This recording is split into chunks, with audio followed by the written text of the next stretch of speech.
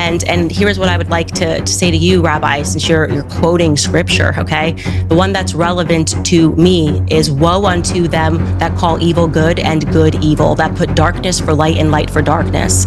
And if you'd like to dive into a little more scripture, I think what's relevant is Revelation 3:9. Behold, I will make them of the synagogue of Satan, which say they are Jews and are not, but do lie. And I'm speaking directly to you, Rabbi Shmuley. The fact that you would try to say, I am Jewish, and this is what I believe, and do and say the things that you are doing. People can see and hear evil, and what you are doing right now is an act of evil. The lies that you are telling, not just on me, but also on my family members, are a good example for the world to see what we are referring to when we call something radical Zionism. 2 religious heavyweights, 5 explosive moments, 0 mercy shown.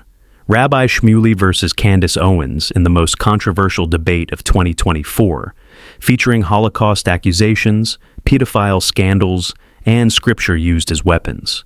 If you're ready to witness intellectual warfare at its most brutal, smash that like button, hit subscribe for more explosive content, and let's dive into the moments that broke the internet. You are having to reference a war crime to justify what's happening in Gaza is not a point for you. It's completely awful. When people say, oh, well, look at what we did. Look at all these other horrific things we did. Why do you care about this horrible thing that's happening? I don't even understand that logic. It's completely ridiculous. Look, there is no person in good conscience who should be comfortable with the amount of death that's happening in Gaza. And yes, if you are going to correlate it to Dresden, that would be a fair comparison, except much more has been dropped on Gaza than was dropped in Dresden. So is it fair to call what's happening in Gaza a Holocaust? Is that what we're looking after when you have this nonstop onslaught? And it's completely ridiculous to say, oh, well, this is happening because of Hamas. Let's be very clear. It is happening because the Israeli government will not stop bombing them, okay? So you had a very sympathetic audience all around the world, myself included, when October 7th happened. There was not a single person that should or could justify the terrorist acts that was enacted by Hamas. But the collective punishment that is being assigned to the Gazans, the Palestinians living in Gaza, is also unacceptable, and the entire world should condemn it, and it should be made to stop. And I do believe that a radical fringe has taken hold of Israel. And further evidence of that, by the way, is that we are not even allowed to critique Israel without having people like Rabbi Shmuley, which I never said he threatened to murder me, but he has threatened me for 2 years, essentially trying to bully people into their belief that they have a right. You never said that I threatened to murder you? We're going to post No, I never said that you threatened to murder me. Don't cut me off. I did not cut you off. Okay, I will not cut you off. Go ahead, please. I did not cut you off, okay? The point is that now what's happening across America is that you have Zionist organizations that are threatening and bullying people because people are taking a stance against this act against humanity. What they're doing is inhumane in Palestine. And so what they're doing is they're saying this person should get fired, this person should lose their job. The Zionist Federation of Australia just asked for me to have my visa banned simply because I don't support what Israel is doing. And if that is what I have to pay, if ultimately what happens, I get my visa banned because Zionism has a lot of money in media, then so be it. It's less of a price than the children in Gaza are paying right now. And as a Christian, I will never support what Bibi Netanyahu is doing. Right, and what's interesting to me, Rabbi Shmuley, may I respond? hang on, yes, but let me just say again, the question I put to you earlier, it's not just people outside Israel who are now heavily criticizing Netanyahu and his government. It is people inside Israel in massive numbers. And so my question for you is, why? Why are so many people inside Israel taking to the streets to demand that Netanyahu stop this war? No, they never said he should stop the war. They said there should be a ceasefire to release the hostages because Israel is a cult. Don't interrupt me, please, Candace. Because Israel is a culture of life. And that's why Israel got into this mess for October 7th. They traded 1,000 murderers, including Yahya Sinwar, who Israel saved at Soroka Hospital in Beersheba when he had a brain tumor. The Hamas Hitler, who's the architect of October 7th, Israel saved his life. It's a culture of life, even for Palestinian murderers.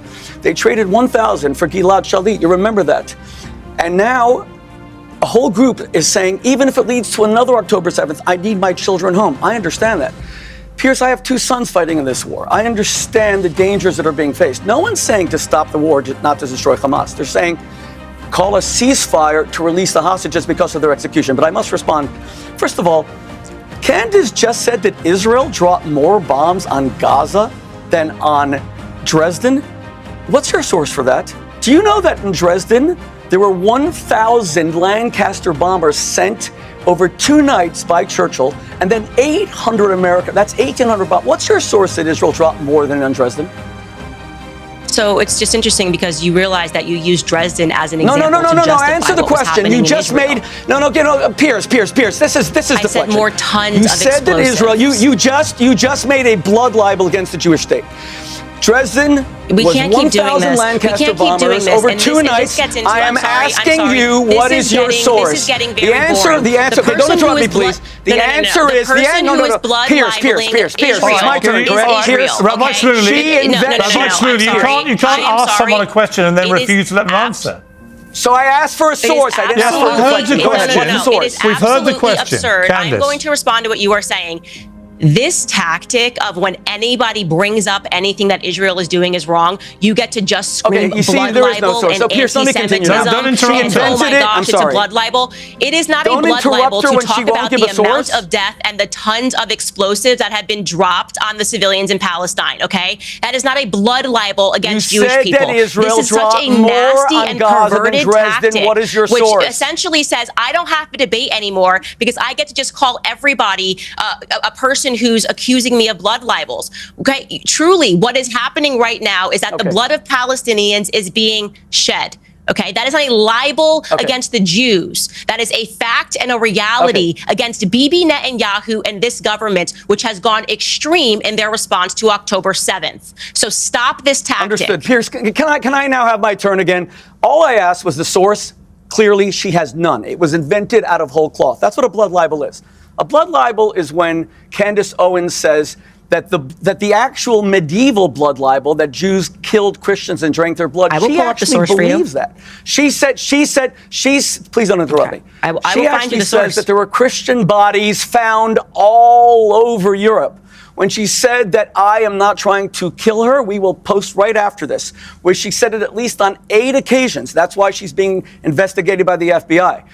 Because you can lie about me, you can call me filth, and Piers won't, and you can call me psychotic. I've never said that about you. But what you can't do is incite violence against my family. You have repeatedly said I'm trying to kill you. You said the Jews killed JFK. You said if the Jews killed JFK, you said all this earlier. We couldn't protect the president. Okay, wait one second. Can we get back to the debate for a moment? No, wait. Let's just go back for a moment. No, Piers, I have to respond to things. Would you like a source? When Candace says it is demonic. You wanted the source from Candace. I never got. I never got between. Rabbi Shmuley, you wanted the source from Candace. I think she has speak. one. Well, why don't you let her answer? I think she has one. Let me fact check this source as well. So 70,000 Yes, I want to see where Israel dropped more bombs on Gaza than Dresden. 70,000 tons of explosive have been dropped on the Gaza Strip. Let's see how many tons of explosives were dropped on Dresden. 1 second. You mean she said it and now she's fact-checking it? You're kidding me, right? Well, you're asking me to give you the direct source live, and I'm going to look it up for you. I don't have a computer on me.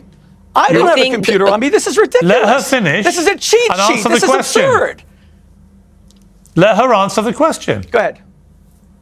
Candace. So 2,700 tons of bombs were dropped on Dresden in an 800 bomber air raid. And that is according to Britannica, the encyclopedia. And what was the tonnage of bombs dropped in Gaza? In Gaza, it was 70,000 tons of explosives were dropped in the Gaza Strip. And I got that from CNN. Through the duration of the war today? Okay. Is that the timescale? Yes. Okay. So Rabbi Shmuley, which that would they're seem saying to be has surpassed So let's be clear. Dresden, so Hamburg, over 11 months, she's comparing an 11-month war to a single night in Dresden. That's clearly absurd. I'm glad that she has her cheat sheet, her computer in front of her. But notice, she made this you called it a blood libel, not knowing what she was talking about. She Just said, a moment, please. Hang on. What she said, to be clear, was that the Israeli... It's also in the New York Times. The Israeli Defense Force had dropped more bombs on Gaza than were dropped on Dresden. That is true. Do you accept that, Rabbi Shmuley? You know, Piers, I find this an astonishing debate. You ask? Wait. First of all, I don't. Wait. What do you mean it's true? Because she said it's true? No, do you accept that's true? Checkers? The New York Times says it's true. Is this a serious show? Wait.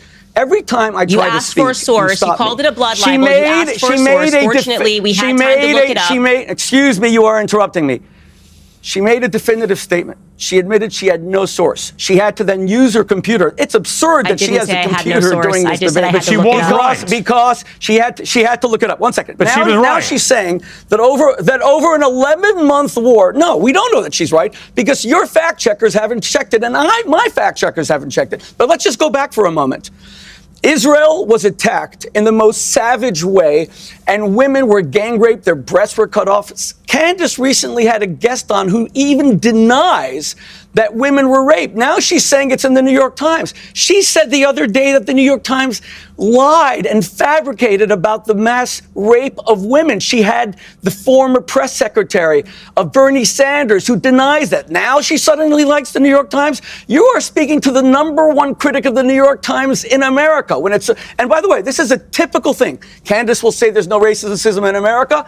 Then she will sue, which she did, the Stanford, Connecticut Board of Education for a $40,000 settlement against racism. She then went on a show and fabricated and said it wasn't a settlement, it was actually for tutors for 1 month. You tell me which tutors are paid $40,000 per month. She will say that I have no right to bring up her family. First of all, I didn't. It was her own father-in-law who condemned her. Academic debate collides with emotional warfare as Candace's Gaza versus Dresden claim triggers Rabbi Shmuley's blood libel accusations before she even provides sources. Then comes the gotcha moment. She pulls out CNN and BBC citations in real time, turning his premature accusation into television gold.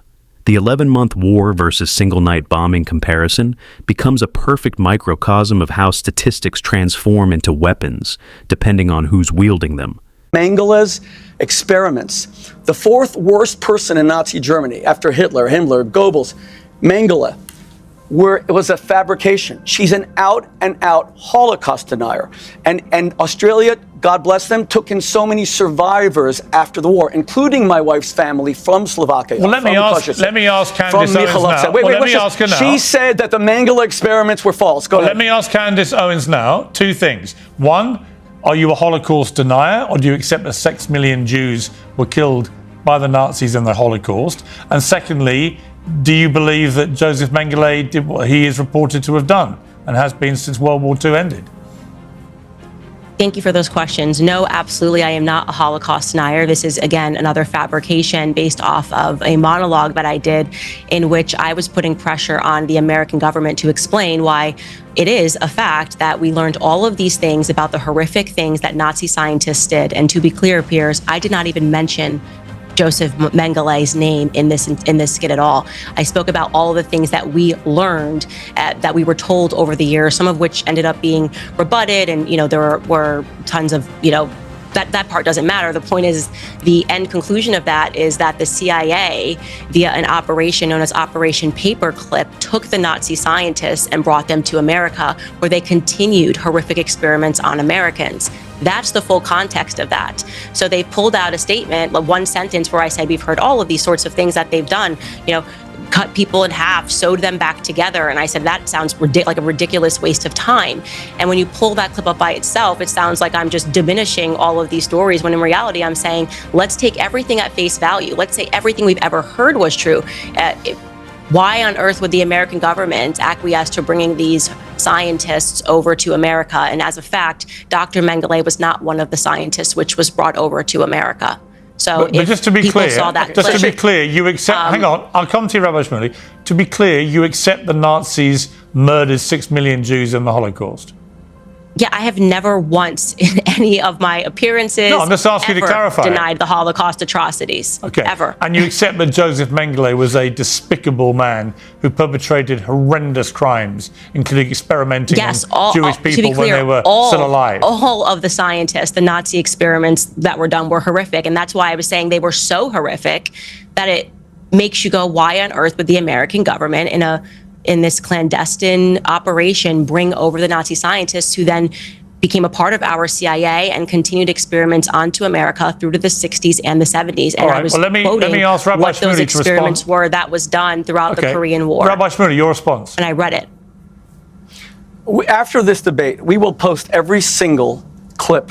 That was a complete and utter fabrication. What she said was that she doubts that any of this happened because it was, as she just said, a waste of time. The whole Holocaust was a waste of time. Hitler had no winter equipment for his soldiers in Stalingrad under General Paulus in 1942 because the boxcars were taking Jews to Auschwitz. You see, that is what hatred is, Candace. It's where you hate so much that it becomes self-destructive. It's what's happening to you. You're a very gifted, eloquent broadcaster. You are self-destructing before America's eyes because you have some issue with the Jews. Piers Morgan delivers surgical precision, cutting through the accusatory fog with a direct question that forces absolute clarity.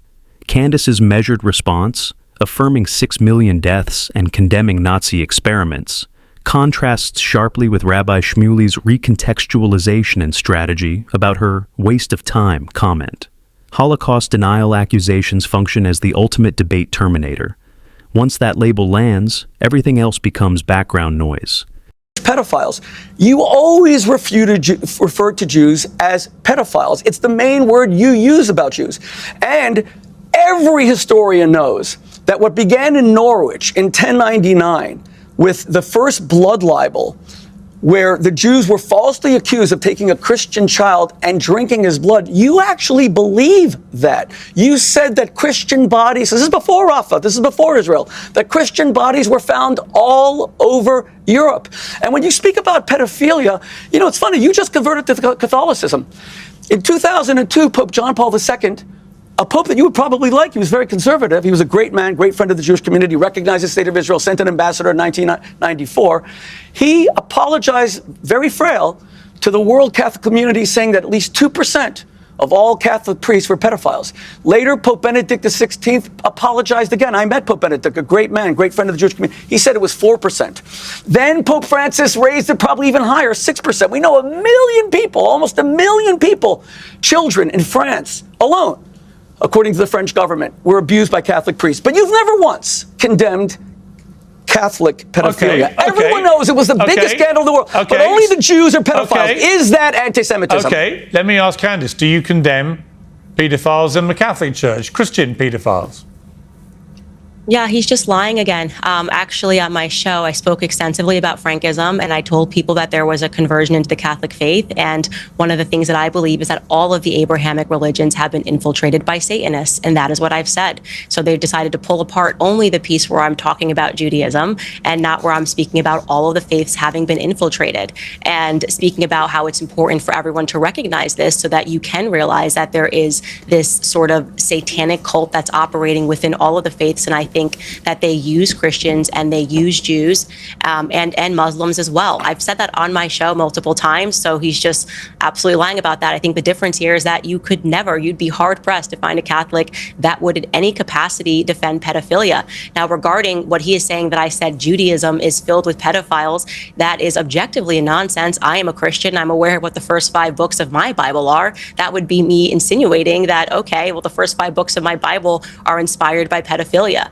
That's absolutely false. What I said, and I'm hopeful that this is something that the rabbi will agree with, is that it is a fact that Jewish pedophiles, American Jewish pedophiles, escape and run and hide in Israel, where they are given safe harbor by the government. That is a fact. They will not extradite our pedophiles. That is an absolute nonsense, given the many billions of dollars that we give to Israel, that we can't get back the men that are raping children, okay? And I can't imagine a single person that would think otherwise, that is not a nonsense and that we should not be giving back those pedophiles. And to be clear, it wasn't Candace Owens who researched and came up with this. It was an incredible Jewish organization that looked into this, talked about how wrong it was, and brought it into the mainstream media. If you don't like that Israel is harboring pedophiles, that's not on me. That is on the state of Israel. Okay, again, I am condemning the state of Israel for harboring American pedophiles and not extraditing them. Do you have a disagreement there, Rabbi? If so, please share. Thank you, Candace. Not only is that an absolute lie and fabrication against Israel. The most famous example, the country that will now bar you from entering because you're a Holocaust denier, not because of Israel, because a 100-year-old experimentee of Mengele came forward and said, do not subject me to this trauma. And the Interior Minister of Australia said, wait, what's it? Well, she just said it. No. But she denies Mengele's experiments. You can't call someone a Holocaust denier when they've literally just said 6 million Jews got killed in the Holocaust. Wait. That's not Holocaust denial. Wait a second. Come on, Piers. You're more subtle than that. It's not about being subtle. Say that 6 million Jews died. You can say she believes of course you could be a happened. Holocaust denier. Why don't you let me answer, please? You could say that 6 million Jews were accidentally bombed by Curtis LeMay and by Bomber Harris, and there was no Zyklon B. She said that Mengele did not do those experiments. By the way, this is not my decision. Didn't even mention this is the government of Australia that is barring her. Please don't interrupt me, Candace. The most famous example in Australia of a Jewish pedophile. Please don't interrupt me. The most famous example of a Jewish pedophile was a woman named Malka Laufer. She was a religious woman from Melbourne, Australia. And she apparently abused 74 children. She ran to Israel. She was prosecuted by Israel, extradited. She is in Australia being prosecuted right now. This is a total fabrication. And it comes down to what Candace has the most unhealthy obsession with Jewish sexuality. Notice that we all know that the Vatican, of course, took cardinals, like the Cardinal Archbishop of Boston, and gave them the highest positions in the Vatican. She has never criticized that. Only Israel. Now, Candace, let me ask you a point-blank question. Did you say that Theodor Herzl, you said he was a Frankist or descended from Frankists. Again, Frankists all became Catholic. He was Jewish. Did you say that Theodor Herzl set up Israel as a haven for Jewish pedophiles? Okay, first and foremost, I just want to debunk your claim that what I said was a lie. It is in CBS News, and it was the Jewish Community Watch, an American organization that tracks accused pedophiles, who has been trying for years to find a specific pedophile. They are the ones that brought this to the forefront, and CBS News partnered with them. What's the name of the pedophile? What's the name of that pedophile? I just gave you a name, Malka Laufer. What's the name of that pedophile? Well, they were tracking down a pedophile named Carew. Now let's go to the Vatican. How many people they allowed? How many cardinal archbishops were protected? Please don't cut me off. Please don't cut me off. Okay. You told a lie, and so I'm debunking it live for you. The pedophile What's they were tracking down of the pedophile they're looking for? What's the name? I'm trying to say it for the third time. His name is Jimmy Julius Carew. You're looking it up right now? You mean you said all this and you... Debate theater unfolds as Candace's infamous Hitler quote gets dissected live. Her nationalism versus globalism argument gains clarity upon replay. Yet Rabbi Shmuley's historical points about Kristallnacht and Nuremberg laws being domestic policies remain factually sound. Candace's frustration about context feels genuine, but his historical accuracy creates an uncomfortable standoff. Political rhetoric weaponization reaches masterclass levels as both sides claim interpretive victory. Okay. You see, the Jewish community did not want Candace Owens to be anti-Semitic. This is actually a tragedy that a woman gifted by God with such eloquence has decided to become a purveyor of hate. And when she said in 2018 that she has no issue with Hitler because if he was a nationalist, but then he wanted to go beyond her borders. Even then, we didn't call her an anti-Semite. That's an absurd thing to say, that you had no issue with Hitler. Hitler, even domestically by then, had enacted all the Nuremberg laws. There was already the November 9th, 1938 pogrom. Hang on. Just to clarify, let's take these one at a time.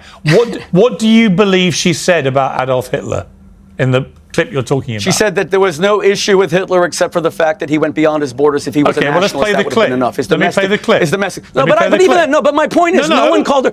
In the interest of fairness, I'm going to play the clip so that viewers who've never heard it can hear what actually got said. Yeah, I agree. I actually don't have any problems at all with the word nationalism. I think that it gets the definition gets poisoned by elitists that actually want globalism. Globalism is what I don't want. So when you think about, whenever we say nationalism, the first thing people think about, at least in America, is Hitler. You know, he was a National Socialist, but if Hitler just wanted to make Germany great and have things run well, okay, fine. The problem is that he had dreams outside of Germany. He wanted to globalize. He wanted everybody to be German, everybody to be speaking German, everybody to look a different way. That's not, to me, that's not nationalism. In thinking about how it could go bad down the line, I don't really have an issue with nationalism. I really don't. I think that it's okay. It's important to retain your country's identity and to make sure that what's happening here, which I think is incredibly worrisome in terms of the decrease in the birth rate that we're seeing in the UK, is what you kind of want to avoid. So I don't have anything I have no problems with nationalism. It's globalism that I try to avoid. So, Candace, on that specific point, would you say that Rabbi Shmuley has categorized it correctly or not? He's just openly lying, and that's why he didn't want you to play the clip. I was in the UK, by the way. I was at the Royal Mobile Club. There were Jewish journalists in the room, and nothing was written about it until months later when somebody was working on a hit piece about me. I was answering a question when they were saying, how can we just embrace the word nationalism when it sort of has this dirty feel? And I was just essentially saying that I actually don't have an issue with nationalism. I think it's totally fine to be a British nationalist, to be an American nationalist. And the problem is that it's wrongly attributed. That word, I think people instantly associate it with Adolf Hitler. And I would argue that he wasn't actually a nationalist because obviously he invaded Poland and he went beyond German borders. I didn't even mention Jewish people. I didn't mention the Holocaust. And suddenly you have people like Rabbi Shmuley who are pretending that I got up there and I defended Adolf Hitler. It's just, this isn't That good is not business. what she said. And this is why I say we just watched the right clip. now, What please she's- don't cut me off. Please do not cut me off. A huge issue that you have right now is this dishonesty. If you really want to understand why Israel is facing a PR crisis, why Zionism right now to people doesn't feel good and they don't want to associate themselves with it, is because it seems like it takes so many lies to maintain. There's no reason to misrepresent what I said and to tell people that I support Adolf Hitler, other than the fact that you want people to hate me. And so I'm deeply appreciative of the fact that you guys had that clip ready to go. Well, you may respond to what she just said Pierce, may I and to that continue? clip. Now you've watched it. Okay. She keeps on saying lying. I never said you shouldn't play the clip. I'm actually happy you did. She said if Hitler had only focused on domestic policy, she would have had no issue with him. His domestic policy was to the Kristallnacht, burn down 3,000... Pure debate theater unfolds as Candace's infamous Hitler quote gets dissected live. Her nationalism versus globalism argument gains clarity upon replay. Yet Rabbi Shmuley's historical points about Kristallnacht and Nuremberg laws being domestic policies remain factually sound. Candace's frustration about context feels genuine, but his historical accuracy creates an uncomfortable standoff. Political rhetoric weaponization reaches masterclass levels as both sides claim interpretive victory.